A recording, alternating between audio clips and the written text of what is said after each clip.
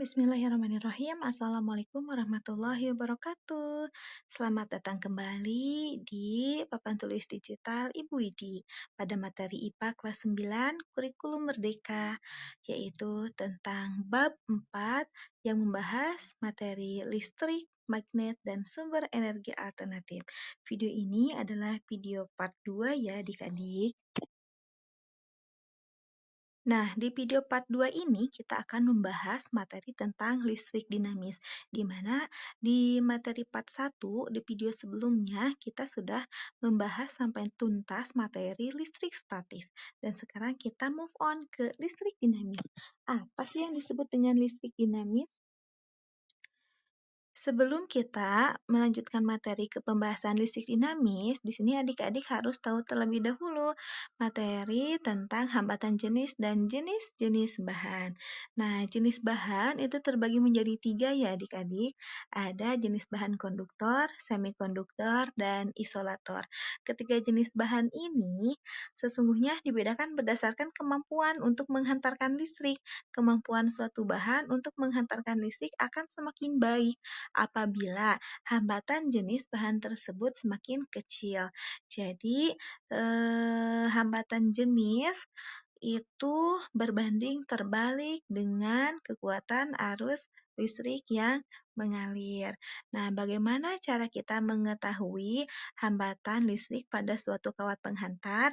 Bisa dirumuskan dengan persamaan R sama dengan Rho dikali L per A, di mana R itu adalah hambatan yang satuannya ohm, bentuknya seperti tapal kuda, Rho yang bentuknya seperti huruf P, tapi tidak P juga ya, itu dibacanya Rho, itu adalah hambatan jenis kawat, satuannya ohmmeter, L adalah panjang kawat, satuannya meter, kemudian A itu adalah luas penampang kawat, satuannya meter kuadrat. Nah, apabila adik-adik menemukan soal yang menyatakan panjang kawat atau luas permukaannya dalam satuan sentimeter, maka adik-adik harus mengkonversikannya terlebih dahulu ke dalam satuan meter. Jadi semua satuannya harus dalam satuan internasional. Dari persamaan ini ternyata hambatan kawat itu sangat dipengaruhi oleh hambatan jenisnya, dipengaruhi oleh jenis bahannya, dan itu berbanding lurus. Kemudian berbanding lurus juga dengan panjang kawat dan berbanding terbalik dengan luas permukaannya. Ibaratkannya seperti ini.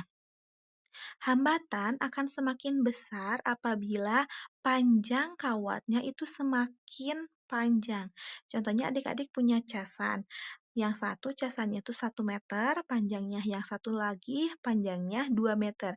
Menurut adik-adik secara logika, kira-kira hambatan yang paling besar itu yang panjang atau yang pendek? Nah, pastikan logika adik-adik menyatakan kalau hambatan yang paling besar itu hambatan pada kabel casan yang paling panjang. Artinya semakin panjang, semakin besar panjang kawatnya, maka hambatannya akan semakin besar juga. Namun apabila adik-adik ada dua buah casan yang sama-sama panjangnya itu 1 meter, namun diameternya berbeda. Yang satu diameternya 1 cm misal, yang satunya lagi setengah senti. Otomatis logika adik-adik menyatakan kalau hambatan itu berbanding berbanding lurus apa terbalik dengan diameternya. Apabila diameternya semakin besar, otomatis hambatannya akan semakin kecil. Dan apabila diameternya semakin kecil, maka hambatannya semakin besar. Itu artinya hambatan dengan diameter atau luas permukaan penampang kawatnya itu adalah berbanding terbalik. Nah, adik-adik dapat menentukan hambatan jenis atau Rho-nya itu dari tabel yang ada di sini nih. Ada berbagai jenis bahan dari mulai bahan konduktor, semikonduktor, isolator. Dan ini ada hambatan jenis pada suhu 20 derajat Celcius yang satuannya ohmmeter.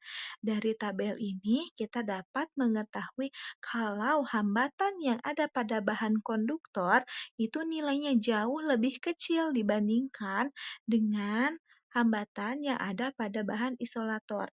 Hambatan isolator, lihat, pangkatnya itu kan nggak ada minusnya ya, semuanya positif, artinya nilainya sangat amat besar hambatannya.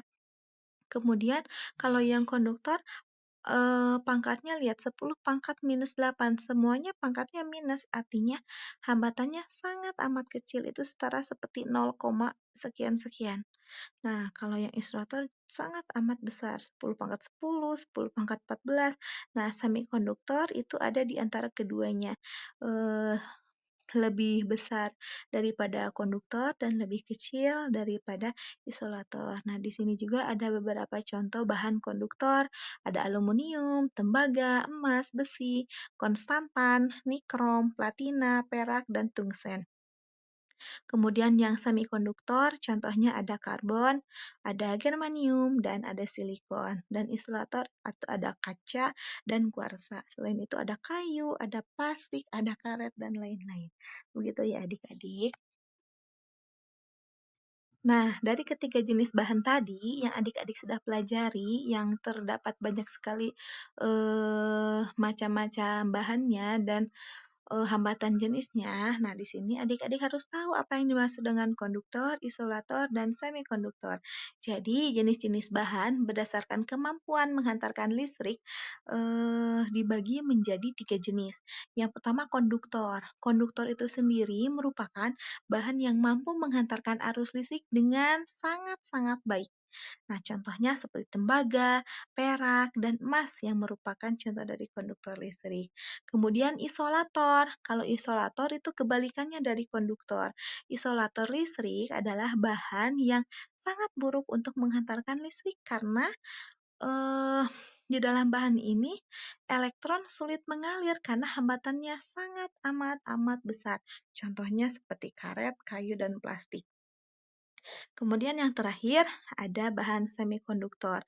Bahan semikonduktor itu adalah salah satu sifat eh, yang memiliki salah satu bahan yang memiliki sifat yang berbeda tergantung dari suhu. Jika berada pada suhu tinggi, sifat bahan tersebut itu seperti bahan konduktor, sementara pada suhu rendah bersifat seperti isolator. Nah, ini ada pada beberapa jenis bahan seperti bahan karbon, silikon, dan germanium. Begitu ya, adik-adik, jangan sampai tertukar.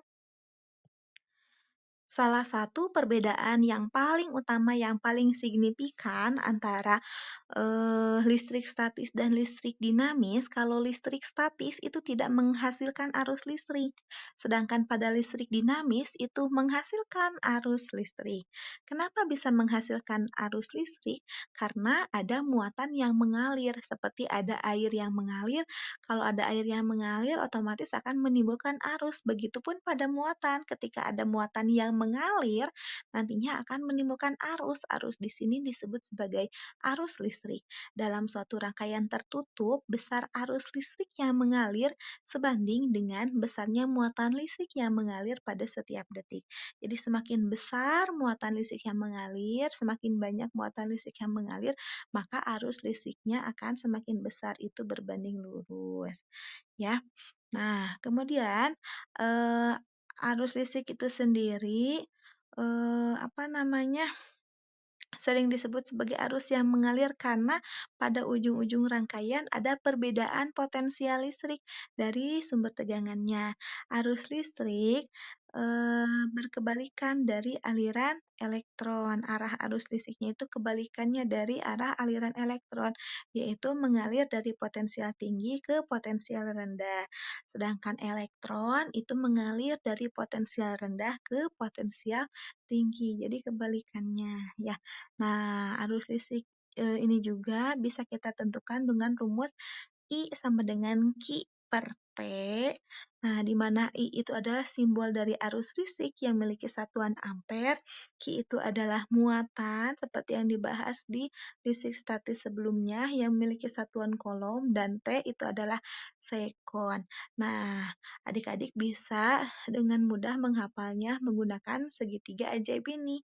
Q-nya di atas, I-nya di bawah, T-nya di bawah. Itu kalau cari Q berarti I dikali T. Kalau mencari I berarti Q per T. Kalau cari T berarti Q per I.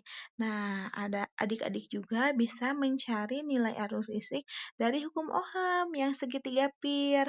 Yang V-nya itu adalah tegangan, I-nya itu arus listrik, R-nya itu hambatan. Kalau kita mau mencari tegangan berarti I dikali R. Kalau mencari arus listrik berarti V per R. Kalau mencari hambatan, kalau kita mau mencari arus listrik berarti V per R, ya. Nah, kalau mencari hambatan berarti rumusnya V per I. Nah, di mana ingat ya adik-adik, I itu satuannya adalah ampere, V satuannya volt, dan R adalah satuannya ohm. Begitu. Nah, jadi ada dua persamaan nih yang bisa kita gunakan untuk mencari nilai dari arus listrik. Selanjutnya, kita akan membahas tentang rangkaian listrik. Rangkaian listrik itu terbagi menjadi dua ya adik-adik. Jadi ada rangkaian terbuka dan ada rangkaian tertutup. Di rangkaian terbuka ini terdapat saklar yang posisinya terbuka. Artinya kalau terbuka tidak akan ada arus yang mengalir. Kalau tidak ada arus yang mengalir, lampunya tidak akan menyala, speaker tidak akan bunyi. Kemudian intinya tidak akan ada arus yang mengalir yang melewati alat elektronik tersebut. Jadinya tidak akan menyala ya. Nah, ada juga rangkaian tertutup. Kalau rangkaian tertutup nanti akan ada arus yang mengalir. Nah, disimbolkan dengan saklarnya. Kalau yang terbuka saklarnya terbuka, kalau yang tertutup saklarnya tertutup. Kalau rangkaiannya tertutup, otomatis kalau ada lampu, lampunya akan menyala. Begitu ya adik-adik. Nah, di sini ada jenis rangkaian yang berbeda juga. Ada rangkaian listrik paralel, ada rangkaian listrik seri. Nah, apa bedanya antara rangkaian listrik paralel dan rangkaian listrik seri? Rangkaian listrik seri itu adalah rangkaian yang tidak memiliki percabangan kabel. Itu adalah rangkaian seri. Tidak adanya percabangan kabel pada rangkaian listrik seri mengakibatkan aliran listrik akan terputus jika salah satu ujung kabel itu terputus sehingga tidak ada arus yang mengalir di dalam rangkaian dan seluruh lampu akan mati. Itu rangkaian seri. Jadi satu putus semuanya mati. Begitu. Kalau rangkaian paralel itu adalah rangkaian listrik yang memiliki percabangan kabel. Nah, jika salah satu ujung kabel terputus, maka arus listrik akan tetap mengalir pada kabel lainnya yang masih terhubung dengan beberapa lampu lainnya. Akan tetap menyala. Contohnya begini kalau rangkaian paralel. Misalnya di rumah adik-adik itu ada satu saklar yang menghubungkan ketika kita klik saklar tersebut, yang nyalanya itu lampu di ruang tamu dan teras misal. Nah, sewaktu-waktu ternyata lampu yang ada di teras mati. Apakah lampu yang ada di ruang tamu akan ikut mati ketika kita klik saklar tersebut? Tidak kan? Yang di ruang tamu akan tetap menyala meskipun yang di luar itu posisinya mati. Begitu ya. Atau yang di luar kabel yang digunakan untuk mengalirkan listrik itu digigit tikus atau gimana. Nah, yang di dalam masih tetap nyala. Begitu. Itu untuk rangkaian paralel. Jadi tidak akan mempengaruhi rangkaian yang lainnya. Begitu. Nah, selanjutnya kita membahas tentang hukum Ohm. Hukum Ohm itu adalah salah satu konsep dasar dalam fisika, khususnya dalam materi listrik dinamis. Hukum ini ditemukan oleh George Sinom Ohm, seorang ilmuwan asal Jerman yang menjelaskan hubungan antara tegangan yang disimbolkan dengan V, arus listrik yang disimbolkan dengan I, dan hambatan pada suatu rangkaian listrik yang disimbolkan dengan R. Nah, seperti yang sudah adik-adik ketahui, jenis rangkaian listrik itu kan terbagi menjadi dua. Ada rangkaian listrik seri dan rangkaian listrik paralel. Kalau yang seri tidak memiliki cabang, kalau yang paralel itu memiliki cabang. Nah, bagaimana cara untuk kita membedakan keduanya dari segi persamaan atau dari segi rumus seri. Nah, kalau seri berarti I-nya yang sama arusnya. I itu kan arus listrik ya. Artinya kalau I totalnya satu, I satunya pasti satu, I duanya juga satu, I tiganya satu dan seterusnya. Itu nilainya sama. I-nya sama. Kalau paralel, V-nya yang sama. V itu adalah tegangan. Ketika tegangan totalnya misalnya 12 volt, berarti Pi1, Pi2, Pi3, Pi4 dan seterusnya itu adalah 12 volt juga.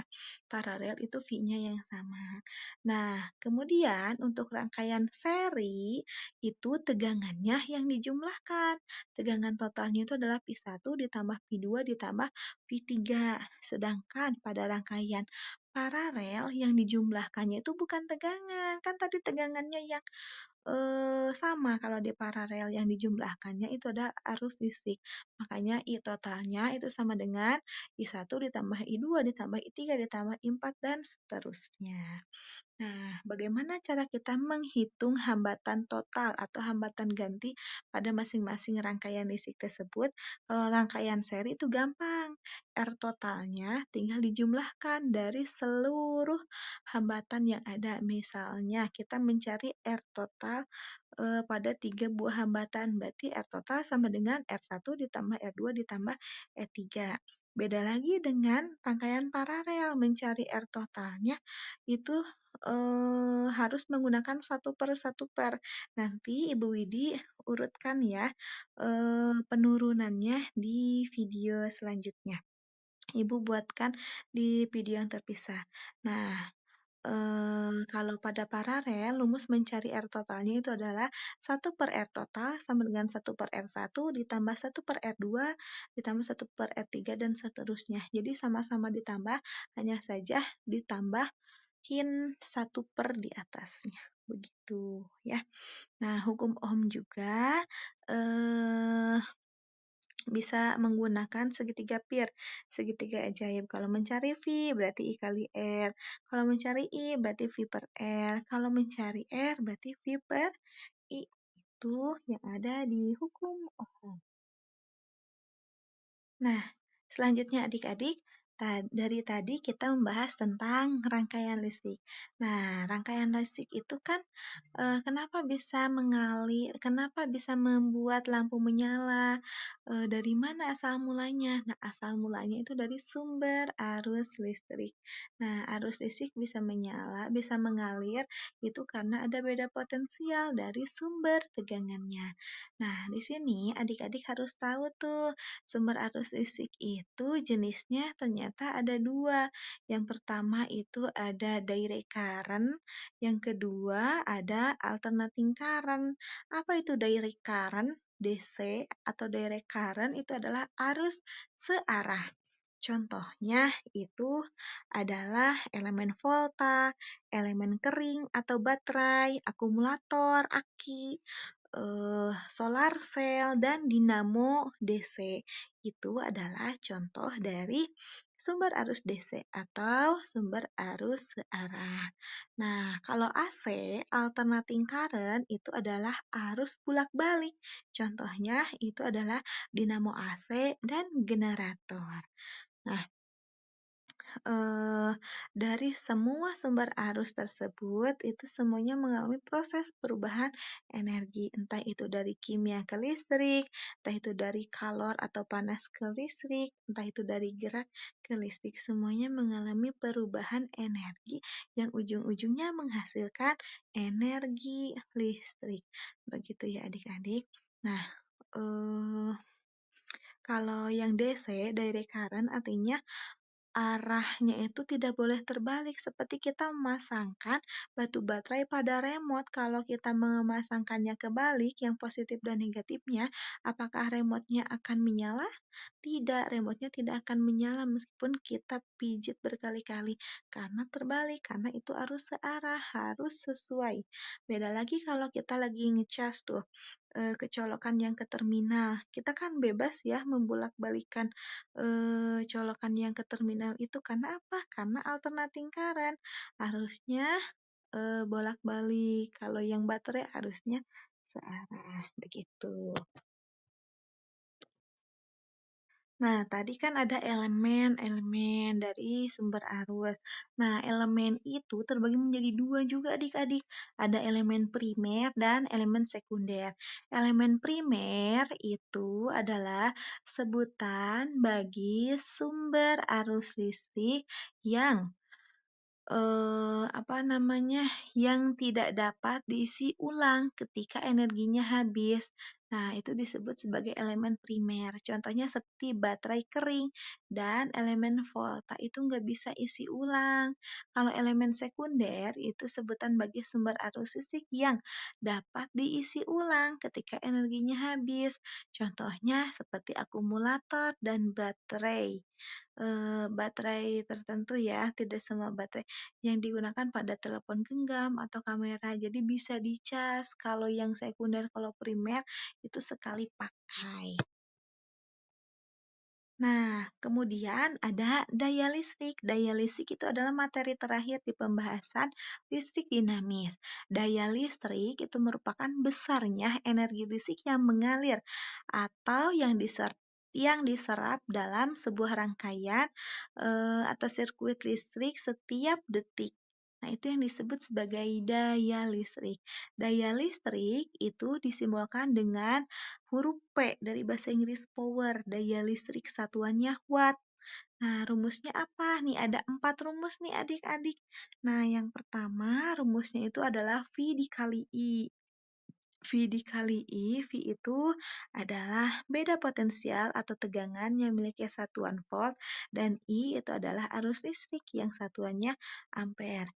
Kemudian rumus yang kedua, adik-adik bisa menggunakan rumus P sama dengan iri atau I kuadrat dikali R. Jadi I-nya ada 2, iri ya.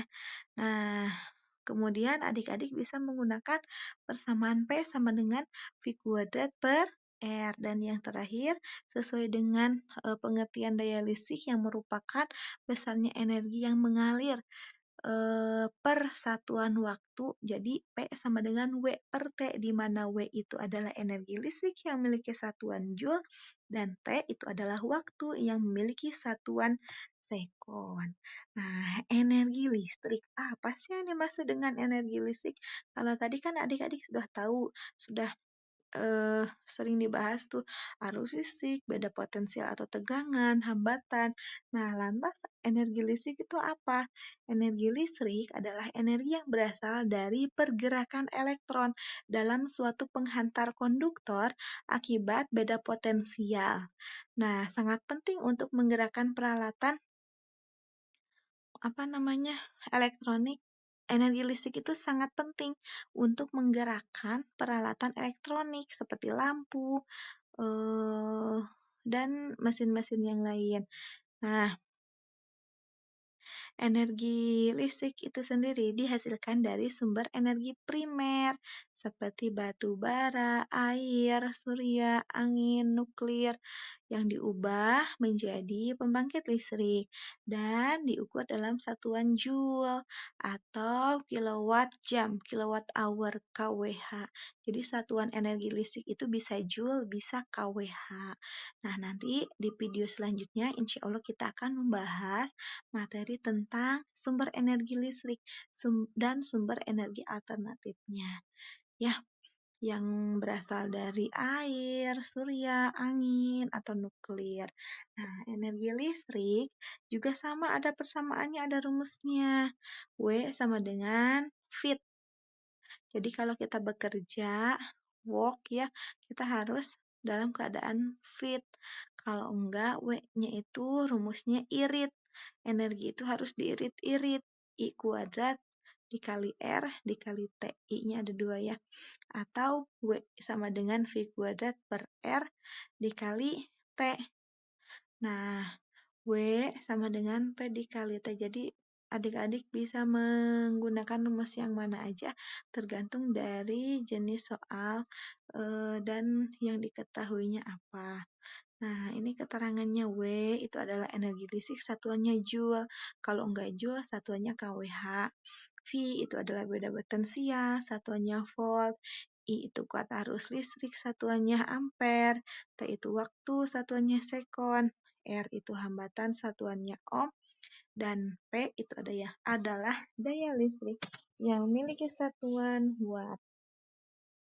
Nah, adik-adik, itu tadi adalah materi IPA kelas 9 kurikulum merdeka, materi tentang listrik dinamis. Untuk contoh soalnya, Ibu Widi buatkan di video yang terpisah ya adik-adik, sekaligus penurunan rumus yang tadi rangkaian seri, rangkaian paralel, dan rumus-rumus yang lainnya. Ibu Widi buatkan di video terpisah. Mudah-mudahan materi yang kita pelajari di video kali ini bermanfaat dan adik-adik bisa memahaminya dengan baik. Sampai ketemu di video part 3 eh, yaitu pada materi magnet ya. Jangan sampai dilewatkan ya adik-adik. Sampai ketemu lagi nanti. Wassalamualaikum warahmatullahi wabarakatuh.